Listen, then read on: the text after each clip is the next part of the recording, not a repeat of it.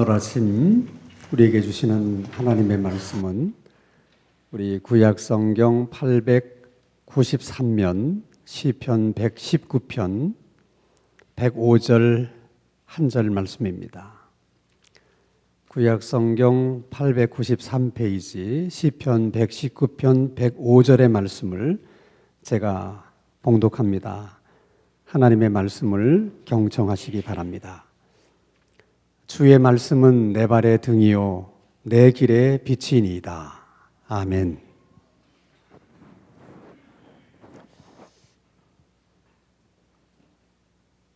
불교의 경전을 사람들은 불경이라고 부르고, 그리고 유교의 경전은 사서삼경이라고 말합니다. 그러면 기독교의 경전도 기독경 또는 예수경 그렇게 부르는 것이 좋을 것 같은데 왜 그렇게 부르지를 않고 성경 또는 성서라고 부르는 것일까?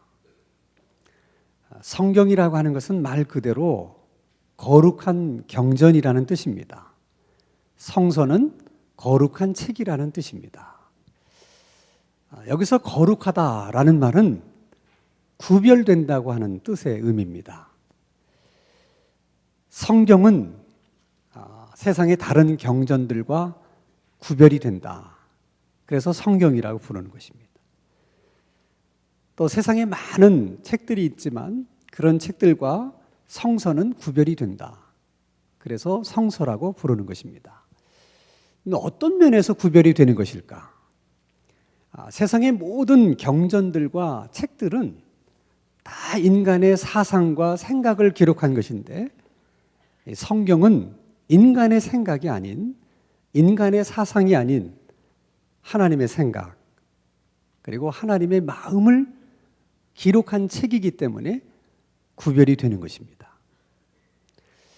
하나님은 자기의 생각을 드러내시거나 표현하시거나 또 말씀하실 때 대개의 경우는 어떤 특별한 사건 속에서 그리고 상황 속에서 하나님 자신의 생각을 드러내시고 말씀을 하십니다. 그래서 여러분들이 성경을 읽어보시면 아시겠지만은 성경의 내용은 대부분 이야기로 되어 있어요.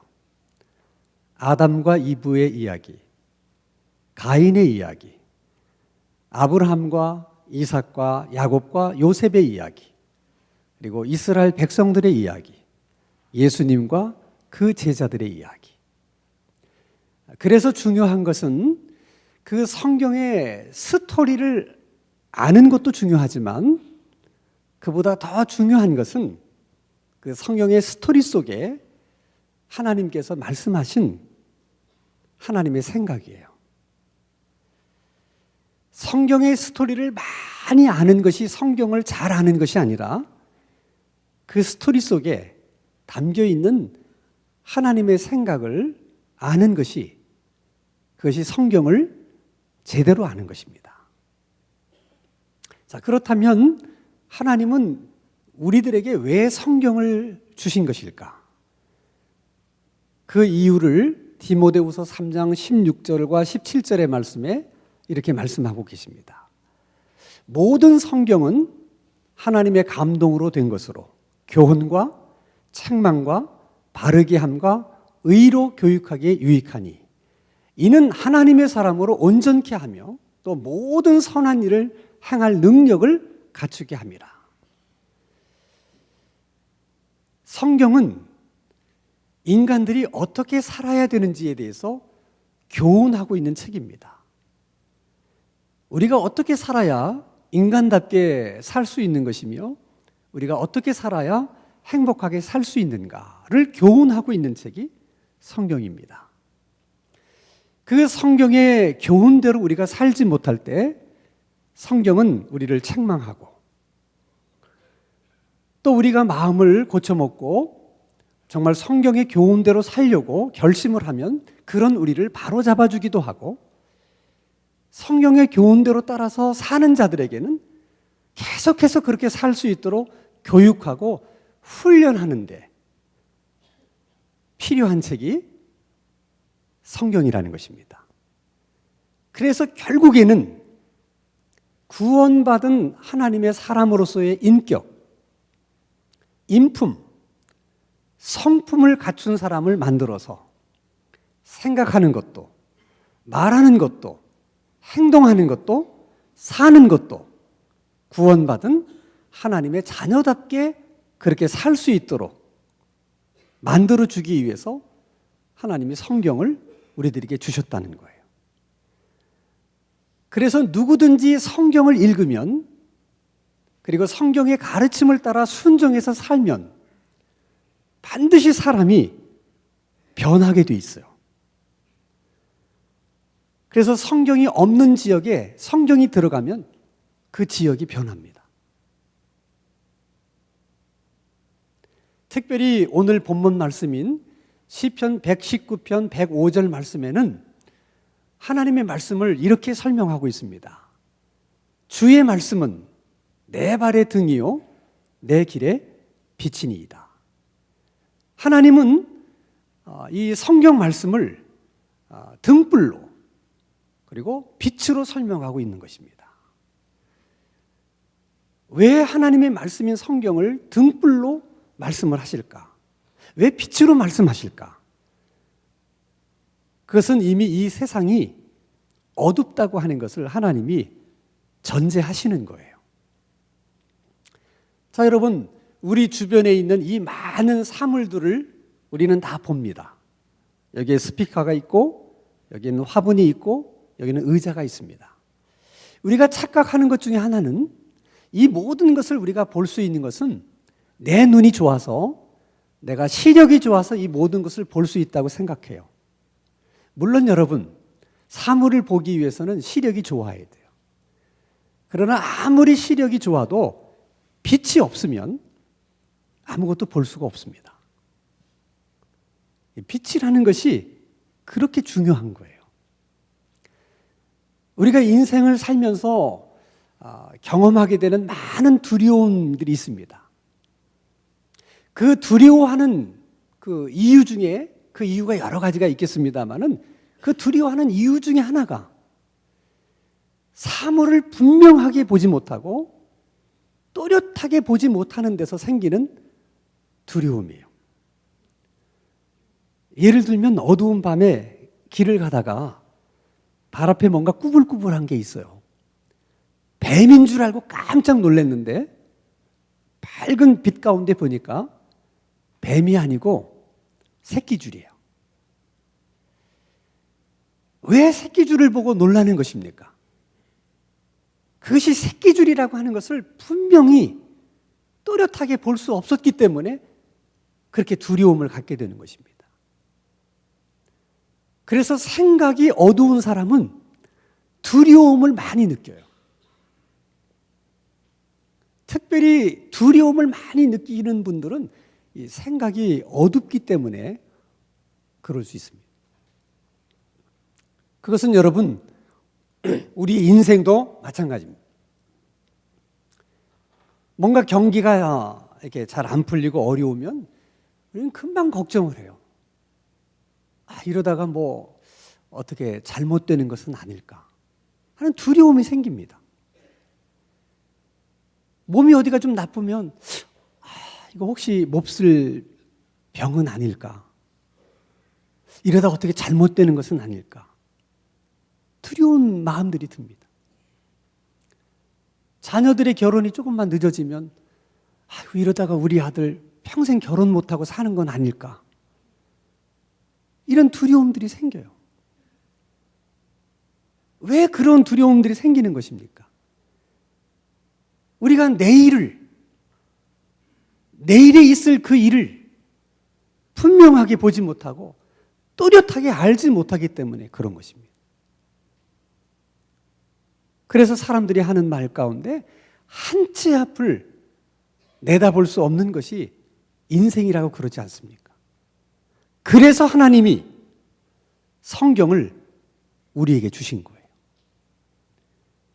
그래서 성경을 보면, 성경의 빛 가운데 보면 길이 보입니다.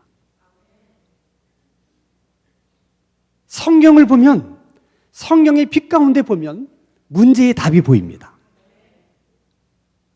그래서 성경이 우리 삶에 너무너무 소중한 거예요.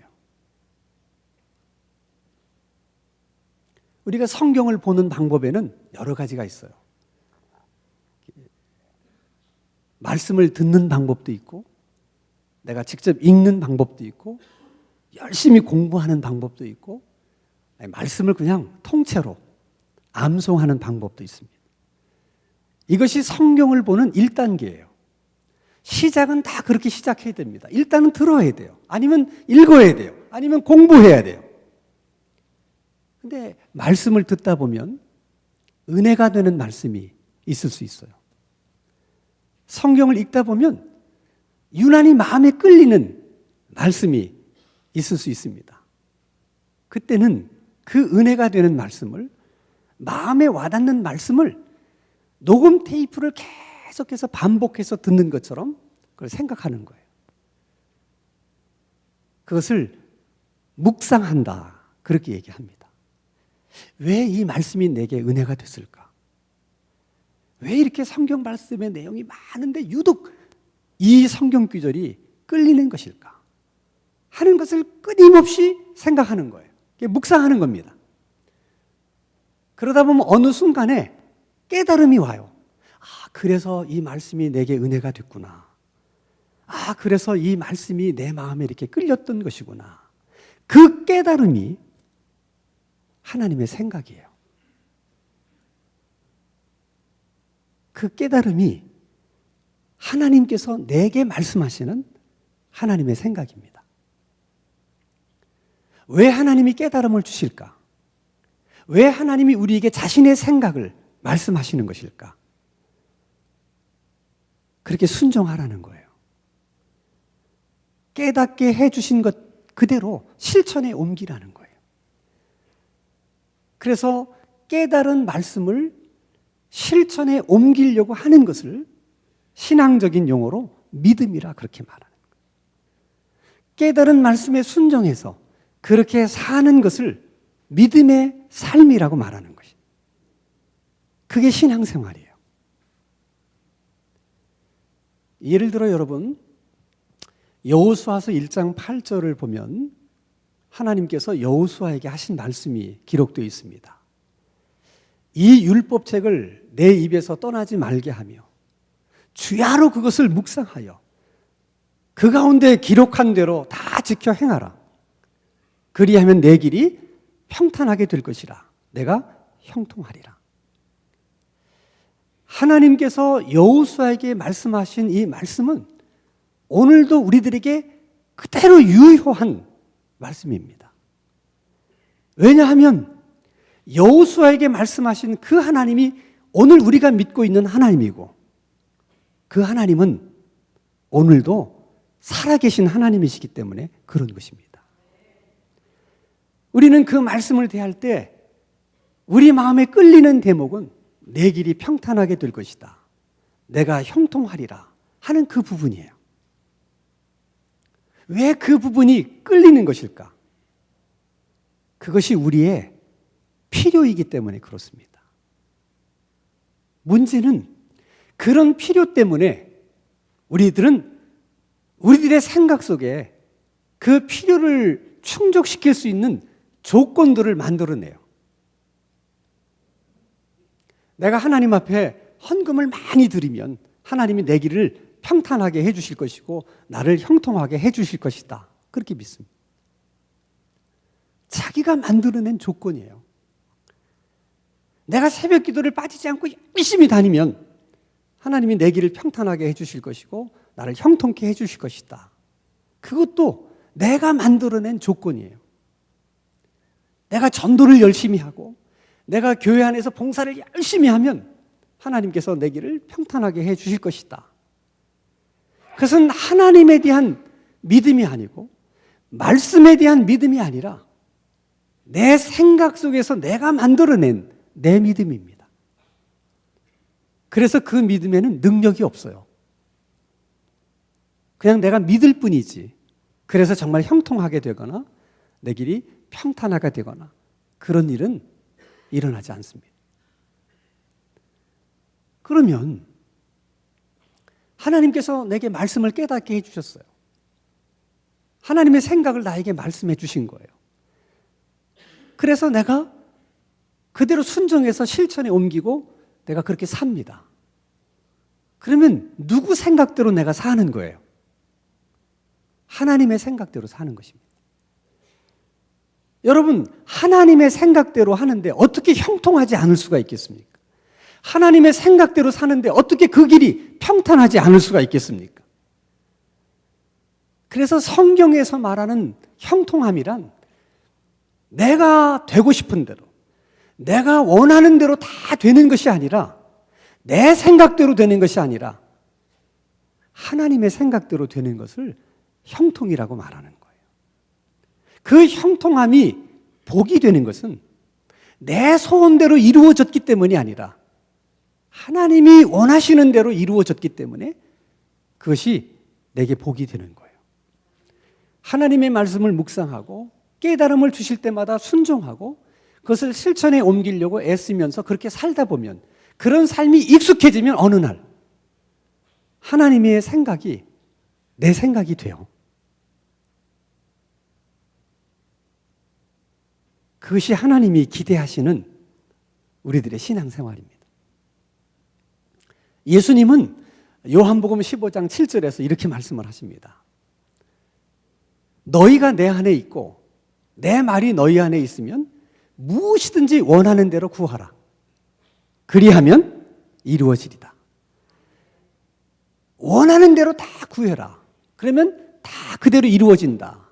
이것이 여호수아 1장 8절에서 말씀하신 형통케 된다는 말과 같은 말이에요.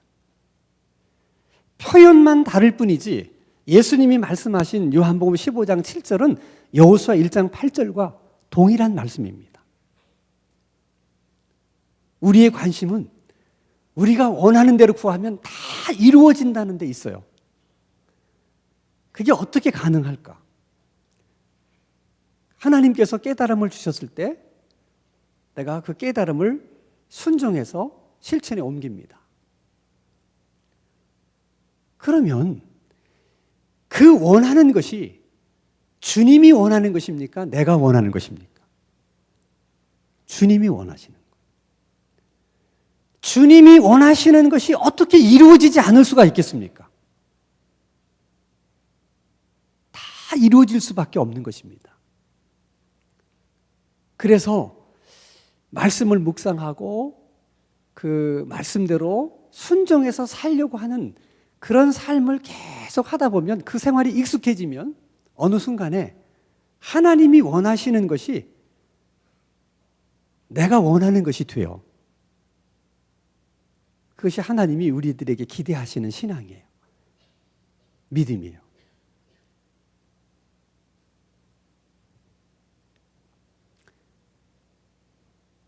그래서 여러분, 정말 길이 보이지 않을 때 성경 안에 길이 있고, 문제는 있지만 어떻게 그 문제를 풀 수 있을런지 답답할 때 그 답은 성경에 있어요. 뿐만 아니라 그 하나님의 말씀이 우리 인생길을 평탄하게 만들어주고 우리를 형통하게 해줄 뿐만 아니라 정말 원하는 것을 그대로 이루어주는 그런 능력이 하나님의 말씀 속에 있는 것입니다. 그뿐만이 아니에요, 여러분. 여러분, 이 모든 세상을 누가 창조하셨습니까? 하나님이. 무엇으로 창조하셨습니까? 말씀으로. 태양아 있으라 말씀하는 순간 태양이 존재하는 것입니다. 그러면 하나님께서 태양아 있으라 말씀하시기 전에 이미 하나님의 생각 속에 뭐가 있었다는 거예요? 태양이 있는 거예요. 그 하나님의 생각 속에 있는 것들이 하나님의 입으로 그것이 선포될 때, 그것이 말씀으로 나타날 때 다 현실이 되는 거예요.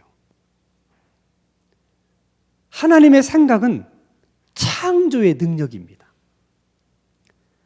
그래서 우리가 하나님의 말씀을 묵상하고 그 말씀을 따라서 순종하고 그렇게 실천에 옮기면서 살아가다 보면 우리의 생각 속에 하나님의 생각이 머물기 시작하고 하나님의 생각이 우리에게 담기기 시작하면 전혀 내가 그동안 생각해 보지 못했던 창조적인 생각들을, 기가 막힌 아이디어를 떠오르게 되는 것입니다.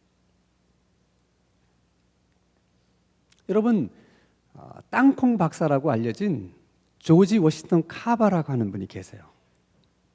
그분은 미국의 흑인 아들로 태어나서 주인 아들의 책가방을 대신 메고 주인 아들을 따라다니면서 어깨너머로 공부를 했는데 하나님이 은혜를 주셔서 대학까지 가고 결국에는 농학 박사학위까지를 받습니다. 그 당시 미국의 남부 지역은 주산업이 농업이었는데 특별히 면화를 생산하는 것이 주 농업의 아이템이었습니다. 어느 해인가 그 면화에게 아주 작은 진딧물 같은 것들이 생기면서 그게 확산되면서 한순간에 면화 사업이 쑥대밭이 됐어요. 면화를 재배했던 농가가 너무 큰 타격을 받게 된 것입니다. 그때 조지 워싱턴 카바가 대체 작물로 땅콩을 제안을 했습니다. 그래서 많은 면화를 재배했던 농부들이 면화 대신 땅콩을 재배하면서 그 위기를 돌파를 해요. 땅콩을 심어서 잘 됐다는 얘기를 사람들이 들으면서 너나 할 것이 또 땅콩을 심다 보니까 생산량이 너무 과잉이 돼가지고 그냥 밭에서 땅콩이 그냥 썩어지는 것입니다. 그것을 제안했던 조지 워싱턴 카바가 너무 마음이 아픈 거예요.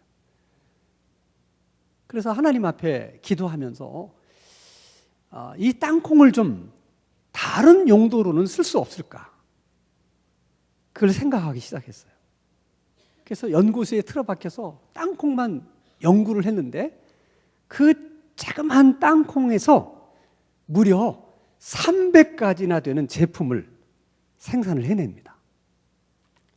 좀 놀라셔야 되는 거 아니에요?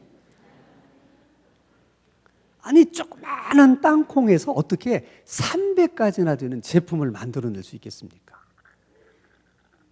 그것 때문에 농가들이 큰 혜택을 받습니다.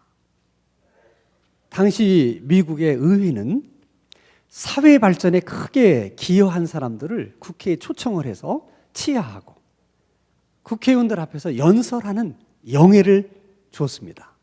그게 의회의 전통이었어요. 조지 워싱턴 카바도 초청을 받아갑니다. 많은 국회의원들 앞에서 그 땅콩을 통해서 만들어내는 새로운 제품들을 하나씩 가방에서 꺼내서 설명을 해요. 국회의원들이 다 감동을 합니다. 다 일어나서 기립박수를 쳤어요. 그리고 한 국회의원이 조지 워싱턴 카바에게 물었습니다. 어떻게 당신에게는 그런 놀라운 지식을 도대체 어디서 그렇게 얻게 된 것입니까? 그때 조지 워싱턴 카바는 주저하지 않고 얘기했습니다. 성경입니다. 그것은 여러분 인사말로 한 개가 아니에요. 정말 워싱턴 카바는 아침에 일어나면 제일 먼저 말씀을 읽고 그 말씀을 묵상했어요. 그가 제일 좋아했던 말씀이 잠언서 3장 16절입니다. 범사의 그를 인정하라. 그리하면 그가 내 길을 지도하시리라. 정말 그 말씀을 마음속에 담고 살았기 때문에 하나님이 그 길을 인도해 주신 거예요. 여러분, 우리가 인생을 살다 길이 보이지 않아서 답답할 때는 다른 생각하지 마시고 성경으로 돌아가세요. 왜냐하면 그 안에 길이 있습니다. 문제는 있는데 이걸 어떻게 해결해야 될지 몰라서 답답할 때는 다른 생각하지 마시고 성경으로 돌아가세요. 그 안에 우리가 원하는 모든 대답이 있습니다. 뭔가 새로운 창의적인 생각, 아이디어가 필요한데 이게 떠오르지 않아서 답답하실 때도 성경으로 돌아가세요. 성경 안에 창조적인 생각들이 많이 있습니다. 여러분, 성경은 하나님께서 우리에게 주신 많은 선물 가운데 가장 소중한 선물입니다. 그런데 이 소중한 선물을 받아들고도 하나님이 내게 주신 이 선물이 뭘까? 이 선물 안에 어떤 것들이 있을까? 우리가 궁금해서라도 한 번쯤 풀어볼 것 같은데, 교회를 다니면서도 10년 동안 그 선물을 한 번도 풀어보지 않은 분들이 계세요. 궁금하지도 않나 봐. 그건 여러분, 정말 그 귀한 선물을 주신 하나님에 대한 예의가 아니에요. 적어도 하나님이 그 선물을 내게 주셨다면 한 번쯤은 무슨 내용일까? 들춰봐야 돼요. 그래서 2016년 한 해는 결심하고 성경을 읽을 수 있는 한 해가 되기를 바랍니다. 여러분들이 성경을 읽다가 길을 발견하고, 성경을 읽다가 답을 찾고, 성경을 읽다가 창조적인 아이디어를 많이 얻을 수 있는 그런 은혜가 우리들의 삶 가운데 있어질 수 있기를 주님의 이름으로 축원합니다. 기도하십시다. 거룩하신 하나님 아버지, 시편 기자는 주의 말씀의 맛이 내게 어찌 그리 단지요, 내 입에 꿀보다 더 단이다 라고 고백을 했습니다. 하나님, 우리들에게도 그런 체험이 있을 수 있도록 은혜를 베풀어 주시옵소서. 시편 기자의 그 아름다운 고백이 우리들의 고백도 될 수 있게 해 주시옵소서. 예수님의 이름으로 기도하옵나이다. 아멘.